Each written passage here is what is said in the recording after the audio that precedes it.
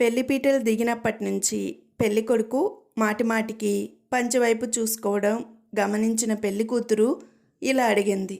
ఏమైందండి, అస్తమాను పంచవైపు చూసుకుంటున్నారు అని. పెళ్ళికొడుకు ఏమీ లేదు, పంతులు గారు కట్టుకున్న దానిని జాగ్రత్తగా చూసుకోమని చెప్పారు కదా, అందుకని అన్నాడు. రజని, బాబు ఈ పట్టుచీర ఎంత అని అడిగింది సేల్స్ మ్యాన్ని. సేల్స్ మ్యాను 10,000 అని చెప్పాడు. రజని, అమ్మ బాబోయ్, పక్కనున్న బెనారస్ చీర ఎంత అని అడిగింది. సేల్స్ మ్యాన్ 2 అమ్మ బాబోయ్లండి అన్నాడు సేల్స్ మ్యాన్. ఆనందం, నా కాలేజీ రోజులు గుర్తొస్తే చాలా సిగ్గేస్తుంది అన్నాడు చారీతో. చారీ, అదేంటి గురువుగారు, ఆ రోజుల్లోనే మీరు డ్రీమ్ బాయ్గా ఉండేవారా అని అడిగాడు.